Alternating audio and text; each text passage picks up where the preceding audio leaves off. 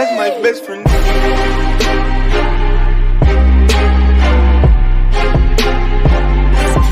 That's my best friend.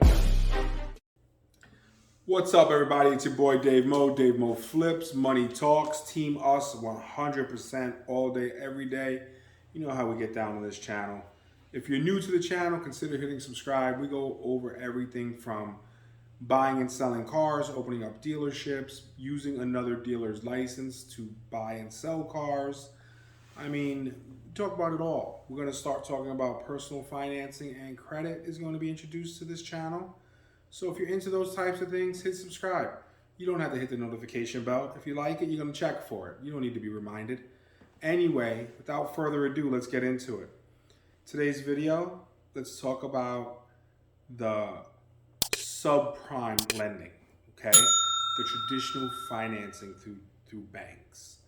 If you've seen my last video with the buy here, pay here stuff, you could see that I'm personally saying I think the stipulations to get approved for a loan is going to get a lot tighter.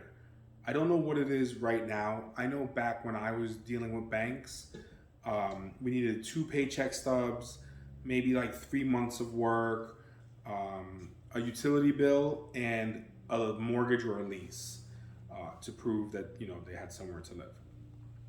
With the way the economy is looking right now, I'm going to say that's going to become a lot harder to do. I think that you're going to see loans being given, but I think they're going to be given with maybe a longer work history, right? Maybe instead of 2 weeks, maybe for a month of paycheck stubs, maybe more references. And recourse is a thing where if a client misses a certain amount, like say their first 3 months, they have to make their first 3 months payments on time. If they miss one of those months, then the dealer has to go out and repossess their car and give the check back to the bank gave to them for the vehicle.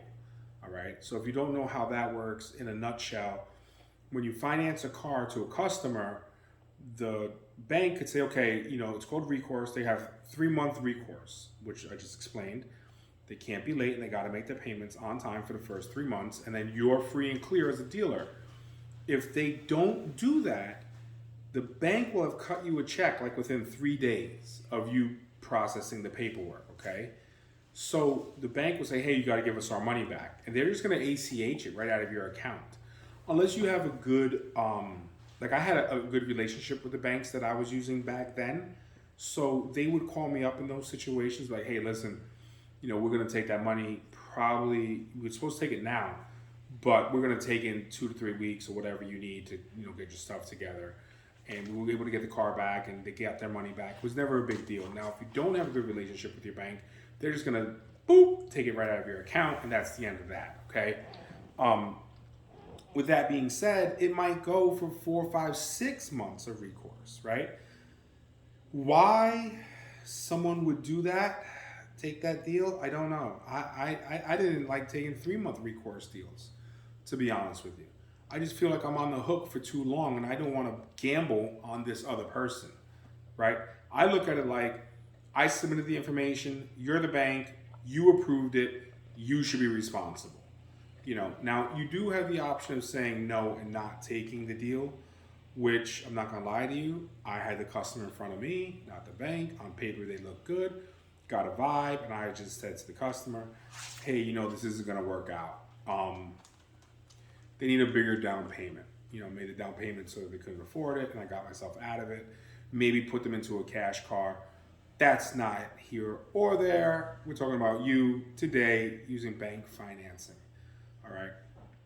And when I was doing that, I'm going to give you some advice here. Pick out like a number that you want to make profit. It's really and truly like when you get above the $10,000 buying car mark, your competition is a lot less than under. The less you go to buy vehicles, the more competition you're going to have. Like cars under $2,000 at the auction are hot. They're hot, man. hot. People are jumping all over them. Then you get to the $5,000 to $10,000 mark, it's a lot less action. Then you get to the above $10,000 mark, and let's not even talk about the 20s, the 30s, the 40s. The action gets a lot less. So for me, what I would like to do is get to the $10,000 mark, right? Well, let's say 7 to 13, still at 10, right? Well, let's say 10, and it's a lot less competition. Still a decent amount, but a lot less than the $2,000-$3,000 menu cars, and just start buying those and not doing bank financing. Okay, not having any in-house financing.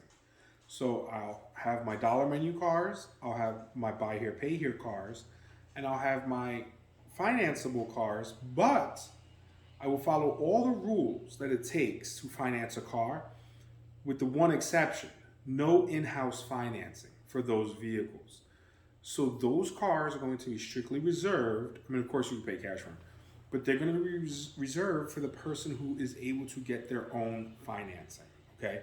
So when someone calls me and says, "Hey, I'm interested in buying this 2016 Nissan Altima," yeah, absolutely. Do you do financing? No, I don't. But if you could get with your bank or your credit union, I have no problem faxing them, emailing them. Banks still fax, believe it or not. So I'll fax them over all the information about the car, to include a Carfax that is clean, no structural damage, no odometer rollback.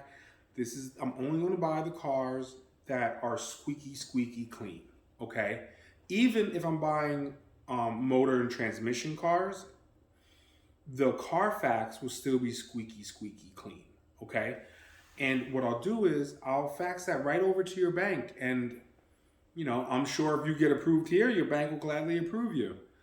And that's just how I'm going to do it. Is it a little bit more legwork? Yes. Is it a little bit more time consuming? Yes. But it also takes a lot of the responsibility off of me in terms of them not being able to pay it and me getting caught with it. They'll come in with a bank check, no problem. I'll release the car, no problem. Everyone's happy. I'll put the bank as a lien holder. End the story. Okay, like I said in the last video, it's my opinion, strictly my opinion, that banks are going to start to tighten up with the amount of money they're going to lend.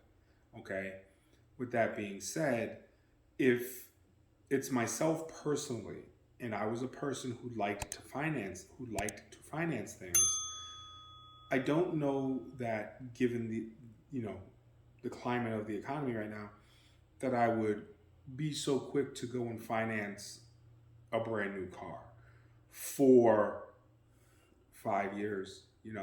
I mean, I was looking at some paperwork the other day, and they were doing like 72 months. That's crazy to me. Who would do that? Now, you are talking to an individual that's never financed a car a day in his life. Okay, you are talking to an individual that's really only had credit cards and a mortgage. So the whole idea of financing a car, to me, is crazy. Right? I don't understand it. I certainly don't understand why you would go out and get a new car that's guaranteed to lose money the moment you drive it off the lot. It just doesn't seem to make financial sense to me. But people do it all the time.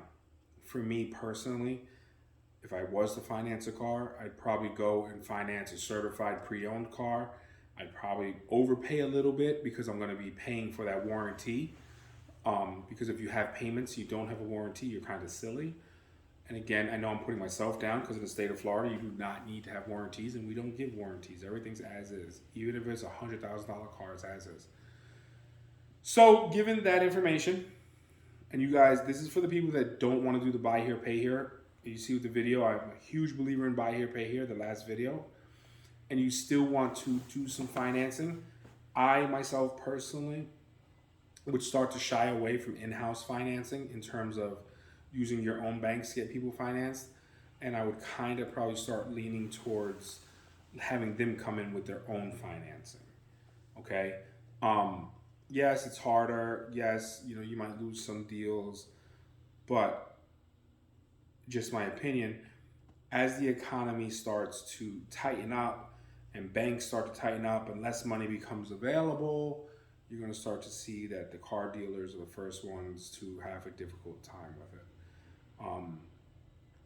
A lot of things are going to change.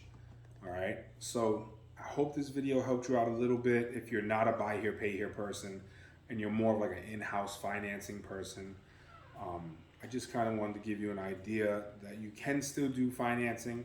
You could do it a different type of way and not be held not responsible for the first 3 payments or what have you. Okay? So with that being said, hit that subscribe button, hit that like. This was not my favorite video, I'm not gonna lie to you, but I felt like I had to put it out there for you. I definitely didn't put it out there for the views or anything like that. I put it out there simply to give you an option of being able to still finance cars, but just differently. All right, guys, thank you so much for watching. We're out of here. That's my best friend.